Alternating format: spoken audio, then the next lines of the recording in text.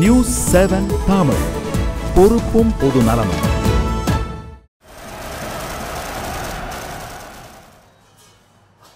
உலகக்கோப்பை கிரிக்கெட் போட்டியில் பாகிஸ்தானுக்கு எதிரான ஆட்டத்தில் இந்திய அணி 76 ரன்கள் வித்தியாசத்தில் அபார வெற்றி பெற்றது.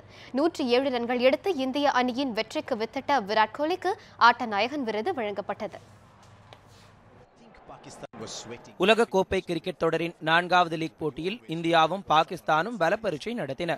ஆஸ்திரேலியாவில் உள்ள அடிலைட் மைதானத்தில் நடைபெற்ற இந்த போட்டியில் டாஸ் வென்று முதலில் பேட் செய்த இந்திய அணி 7 விக்கெட் இழப்பிற்கு 300 ரன்கள் குவித்தது. தொடக்க வீரர் ரோஹித் சர்மா 15 ரன்களில் ஆட்டமிழந்தார். அடுத்து களமிறங்கிய விராட் கோலி ஷிகர் தவானுடன் ஜோடி சேர்ந்து சிறப்பாக விளையாடினார். ஒரு கட்டத்தில் தவான் 73 ரன்களில் ஆட்டமிழக்க கோலியுடன் இணைந்தார் ரெய்னா.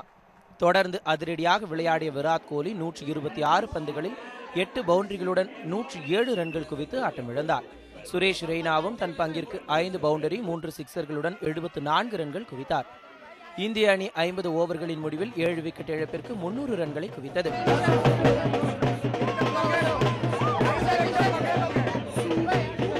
301 ரன்கள் எடுத்தால் வெற்றி என்ற கடின இலக்குடன் களமிறங்கிய பாகிஸ்தான் அணி தொடக்கத்திலேயே யூனிஸ் கானின் விக்கெட்டை இழந்தது. பின்னர் களமிறங்கிய ஹாரிஸ் சோகைல் தொடக்க ஆட்டக்காரர் அகமது சோசத்துடன் இணைந்தார். இருவரும் நிதானமான ஆட்டத்தை வெளிப்படுத்தினர். எனினும் ஒரு கட்டத்தில் இந்திய அணியின் பந்து வீச்சை சமாளிக்க முடியாத பாகிஸ்தான் வீரர்கள் சீரான இடைவெளியில் அடுத்தடுத்து விக்கெட்டை பறிகொடுத்தனர்.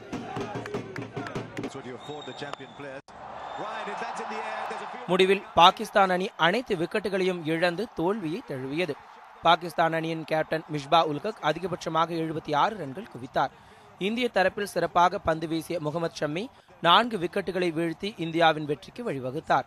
இந்திய அணியின் வெற்றியை தமிழகம் முழுவதும் உள்ள கிரிக்கெட் ரசிகர்கள் ஆரவாரத்துடன் கொண்டாடினர்.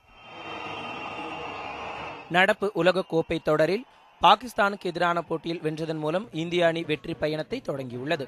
உலகக்கோப்பை கிரிக்கெட் தொடரில் பாகிஸ்தானுக்கு எதிரான போட்டியில் ஒரு முறை கூட தோல்வியடைந்ததில்லை என்ற வரலாற்றையும் இந்திய அணி தக்கவைத்துக் கொண்டுள்ளது. செய்திப்பிரிவு நியூஸ் 7 தமிழ், சென்னை.